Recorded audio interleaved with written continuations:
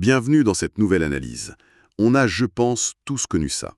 Il est 3 heures du matin, tout est silencieux, et là, le petit bruit qui nous tire du sommeil. Les griffes du chien sur le parquet. Il marche, il s'arrête, il repart, il gémit un peu. Et on se retrouve à fixer le plafond en se demandant « Mais qu'est-ce que tu veux ?» C'est une scène qui peut rendre fou, et qui est le quotidien de beaucoup de gens. Aujourd'hui, on se transforme un peu en détective. Notre mission, essayer de résoudre le mystère du chien insomniaque. Pourquoi un chien, qui devrait être un champion du sommeil, passe ses nuits à faire les 100 pas? Alors, pour nous guider, on a une source très riche, un article du blog Velveto, daté du 17 septembre 2025. Le titre est très simple. Pourquoi mon chien ne dort-il pas la nuit? L'objectif, c'est de décortiquer les indices pour trouver des pistes. Et c'est une excellente mission. Parce que ce problème, qui peut sembler un peu anodin, en fait, ça pèse vraiment sur l'équilibre de toute la famille. Le manque de sommeil, que ce soit pour le chien ou pour nous, ça use. Ce qui est très bien fait dans cet article, c'est qu'il organise l'enquête en 3 grandes pistes. 3 familles de suspects, si on veut, les causes comportementales, les causes médicales, et puis tout ce qui est lié à l'environnement. Du coup, ça permet de ne rien laisser au hasard. Parfait. Alors, allons-y, ouvrons le premier dossier. Notre premier suspect, c'est ce qui se passe dans la tête du chien. Plongeons dans la psychologie de notre insomniaque à 4 pattes. L'article suggère que c'est souvent par là qu'il faut commencer. C'est la piste la plus intuitive, en effet. Et le premier mobile évoqué, c'est la peur, ou un sentiment d'insécurité. Et ça, c'est la base de tout. Pour qu'un chien puisse vraiment s'abandonner au sommeil, il doit se sentir en sécurité absolue. S'il y a la moindre chose qui le met en alerte, C'est fini. son instinct de survie prend le dessus et le sommeil profond devient impossible. Il reste sur le qui-vive. Justement, l'article donne des exemples très parlants de ce qui peut déclencher ça. Un déménagement, par exemple. L'arrivée d'un bébé, qui chamboule tout. Ou même des bruits forts, un orage, des feux d'artifice. Mais ce qui me frappe, c'est qu'il mentionne aussi une simple perturbation de la routine. Ça peut être si sensible que ça? Absolument. Le chien est une créature d'habitude. Sa routine, c'est sa structure. C'est son cadre. C'est ça. C'est ce qui lui dit que tout est normal, que tout est sous contrôle. Si vous changez l'heure du dîner, de la dernière sortie, ça peut suffire à créer une micro-anxiété qui va se manifester la nuit. Et notre source le souligne très bien. C'est encore plus vrai pour les chiots. Pour eux, tout est nouveau. Tout est potentiellement une menace. Ils n'ont pas encore appris à gérer la solitude de la nuit. Et là, notre source introduit une distinction que je trouve capitale. La différence entre une peur passagère, liée à un événement, et un état bien plus profond, l'anxiété chronique. Exactement. Et c'est là qu'on passe d'un simple problème de sommeil à un véritable trouble psychologique. L'article décrit très bien cet état d'hypervigilance permanente. Le chien, en fait, n'est jamais vraiment détendu. Le moindre craquement du parquet le fait sursauter. La nuit, ça se traduit par une déambulation quasi constante, souvent avec des signes de stress, comme la queue basse. Dans les cas les plus sévères, ça peut même aller jusqu'à de véritables crises de panique nocturnes. Ça me fait penser à l'anxiété de séparation. C'est un terme qu'on entend partout. Est-ce que l'article fait un lien direct entre ce problème-là et les insomnies? Oui. Il en parle comme d'une forme spécifique et très répandue de cette anxiété. C'est souvent un problème qui remonte à la toute petite enfance du chien. Si le chiot n'a pas bien appris à gérer l'absence, même très courte, de sa mère ou de ses maîtres, il peut développer une angoisse terrible dès qu'il se sent seul. Et le moment où il se sent le plus seul, c'est la nuit, quand toute la maison est silencieuse et que ses humains sont absents dans leur sommeil. C'est là que l'angoisse refait surface. D'accord. Donc, on a la peur, l'anxiété. Mais l'article évoque une troisième piste comportementale qui a l'air encore différente. Le syndrome d'hyperactivité, ou HSA. Ça sonne très clinique. Concrètement, ça ressemble à quoi? Alors là, on est face à un trouble du développement. Ce n'est pas quelque chose qui apparaît soudainement. Le chien est comme ça depuis tout petit. Selon notre source, un chien hyperactif a un sommeil très court et surtout très très léger. Le moindre bruit le réveille. Exactement. Le moindre stimulus. Et ce qui est fascinant, c'est le lien que l'article établit avec un sevrage trop précoce ou un manque d'éducation de la part de la mère. En gros, la chienne apprend à ses chiots à se calmer, à gérer leur frustration, à avoir des phases de repos.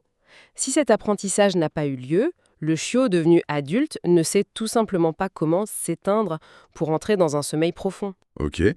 On a donc exploré ce qui se passe dans sa tête, mais l'enquête s'arrête pas là. L'article nous pousse à considérer une deuxième piste, et si le problème n'était pas psychologique, mais purement physique? Qu'est-ce qu'une nuit agitée peut nous dire sur l'état de santé général d'un chien? Ça nous en dit énormément. Le sommeil, c'est un peu le voyant moteur de la santé. Et l'un des messages les plus forts de l'article, c'est que la douleur est une cause majeure d'agitation nocturne. Et ce qui est un peu contre-intuitif, c'est que la douleur, elle se manifeste pas toujours par des gémissements ou des pleurs évidents. L'article nous fait comprendre que chez un chien, l'agitation nocturne est en soi un symptôme majeur de douleur. Il cherche pas à nous réveiller, il cherche juste une position où il a pas mal. C'est un changement de perspective énorme, ça. On a tendance à interpréter ça comme un caprice ou une demande d'attention. Voilà. Quels sont les types de douleurs un peu silencieuses qu'on a tendance à sous-estimer? Notre source cite en premier les douleurs articulaires, comme l'arthrose, surtout chez les chiens qui vieillissent. Le simple fait de s'allonger ou de se relever devient un effort. Mais il y a aussi des choses moins visibles, des démangeaisons intenses à cause d'allergies, des maux de ventre. La liste des pathologies possibles est longue. Problèmes cardiaques, rénaux, diabète, infections urinaires. Le message clé ici, c'est qu'un changement soudain dans le sommeil d'un chien adulte, ça doit déclencher une alerte et une visite chez le vétérinaire pour éliminer ces pistes. Et en parlant des chiens qui vieillissent, l'article consacre un passage au dysfonctionnement cognitif canin. Et il y a un chiffre qui m'a vraiment interpellé. Entre 14 et 35% des chiens de plus de 8 ans seraient touchés. C'est gigantesque. C'est énorme et c'est un sujet dont on parle encore trop peu. C'est l'équivalent de la maladie d'Alzheimer ou de la démence sénile chez l'humain. Le cerveau vieillit et le cycle veille-sommeil est l'une des premières choses à être complètement déréglé. Les symptômes décrits dans l'article sont assez troublants. Le chien semble perdu, désorienté, même dans sa propre maison. Il peut se mettre à déambuler sans but au milieu de la nuit, à fixer un mur ou à aboyer sans raison. C'est une grande détresse pour l'animal et pour les maîtres qui se sentent impuissants. L'article aborde aussi un point qui semble plus simple, mais qui est en fait une question d'équilibre. L'activité physique. Pas assez, c'est un problème, mais trop, ça peut l'être aussi. C'est un vrai casse-tête. C'est une ligne de crête très fine.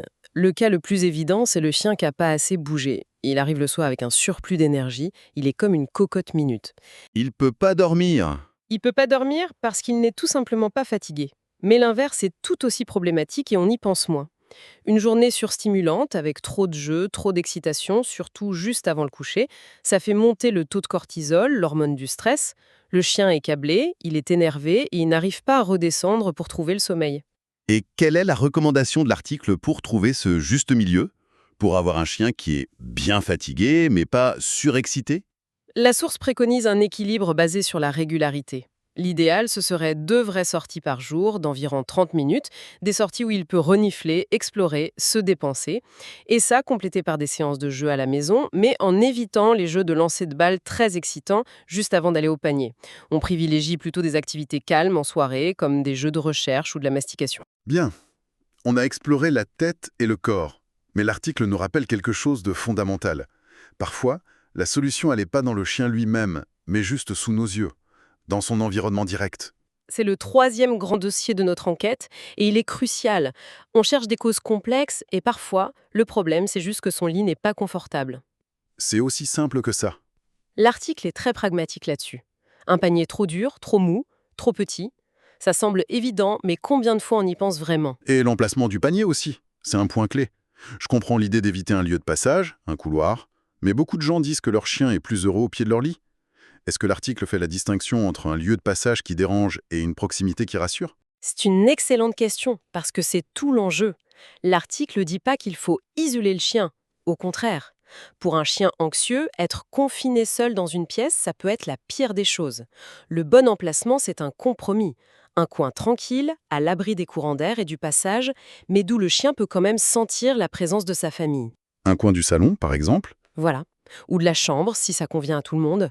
L'important, c'est que ce soit son espace sanctuarisé, où il sait qu'il ne sera pas dérangé. Un autre facteur environnemental qu'on oublie tout le temps, la température. Et pourtant, c'est essentiel. Ils ne régulent pas leur température comme nous. L'été, une pièce trop chaude peut être un vrai calvaire et empêcher tout sommeil profond. L'article note d'ailleurs un indice très simple. Si votre chien délaisse son panier super confortable pour aller s'étarer sur le carrelage frais de la cuisine, C'est qu'il a trop chaud. c'est qu'il a trop chaud. Et inversement, l'hiver, un chien frileux ou âgé aura besoin d'un couchage bien isolé du sol froid. Et pour finir sur l'environnement, notre source fait un lien surprenant avec la gamelle. Comment est-ce que le dîner peut influencer la qualité de la nuit? De manière très directe, un repas trop lourd ou donné trop tard le soir, c'est la recette pour une mauvaise nuit. Imaginez des ballonnements, des reflux. Pour nous aussi d'ailleurs. Exactement. Ça empêche de dormir. Mais au-delà de la quantité, c'est la régularité qui est la clé. L'article insiste sur le fait de nourrir le chien à heure fixe. Cette routine alimentaire aide à synchroniser toute son horloge biologique, son rythme circadien. D'accord, on a maintenant une grille d'analyse assez complète avec nos 3 pistes. L'article propose aussi des réponses à des questions très concrètes. Par exemple, ce cas classique, le chien dort comme une pierre toute la journée, mais la nuit, c'est la fête. Qu'est-ce que ça nous dit? Ça synthétise parfaitement notre enquête. Cette inversion du cycle, selon l'article, pointe vers 2 suspects principaux. Soit le chien s'ennuie et manque de stimulation en journée, du coup il rattrape son sommeil et garde son énergie pour la nuit, soit il souffre d'une anxiété spécifiquement nocturne qui se déclenche quand tout devient silencieux et qu'il se sent plus vulnérable. Donc la solution, c'est d'agir sur les 2 fronts. La double recommandation est logique, oui. Augmenter l'activité physique et mentale en journée et mettre en place un vrai rituel apaisant le soir pour le rassurer. L'autre question que tout le monde se pose, à partir de quand on doit vraiment s'inquiéter? C'est quoi le signal d'alarme? Ce que j'ai trouvé vraiment utile dans notre source, c'est qu'elle nous donne des repères concrets. Pour un chiot qui vient d'arriver, un peu d'agitation, c'est normal, mais si ça dure plus de 2 semaines, c'est qu'il y a un problème d'adaptation plus profond. Pour un chien adulte, le vrai signal d'alarme, c'est un changement soudain. Si votre chien qui dormait bien se met subitement à être agité, il faut chercher la cause. Et pour un chien senior? Alors là, plus de 8 ans, il faut être très vigilant aux signes de confusion qu'on a décrits, car ça peut être le début d'un dysfonctionnement cognitif. Alors qu'est-ce que tout cela signifie au final, si on devait résumer notre enquête? Au final, ça signifie qu'un chien qui dort pas, ce n'est jamais anodin. C'est un messager. Il nous envoie un signal sur un mal-être. Notre rôle, guidé par cet article, c'est de décoder ce message en examinant méthodiquement les 3 pistes: le comportement, la santé physique et l'environnement. L'observation, c'est la première étape. Et la seconde, très souvent, c'est de faire équipe avec son vétérinaire. Le rôle du vétérinaire semble vraiment être la pierre angulaire de tout ça. Il est absolument indispensable, ne serait-ce que pour écarter le pire. L'article donne un dernier exemple très parlant: un vieux chien qui se réveille la nuit pour boire d'énormes quantités d'eau. On pourrait se dire qu'il a juste soif. Oui, tout simplement. Mais le texte précise que c'est un symptôme classique de diabète ou d'insuffisance rénale. Sans un diagnostic professionnel, on passe à côté de quelque chose de potentiellement très grave. Le propriétaire observe, le vétérinaire diagnostique. Merci beaucoup, c'était une analyse vraiment éclairante. Le message principal que je retiens, c'est qu'un chien qui nous empêche de dormir n'est pas un chien qui cherche à nous embêter. C'est un chien qui essaie de nous dire quelque chose. Exactement. Comprendre la cause, c'est la première étape pour l'aider. C'est un acte de communication et de soin. Et c'est la promesse de nuit plus sereine pour tout le monde. Pour conclure, j'aimerais laisser une dernière pensée.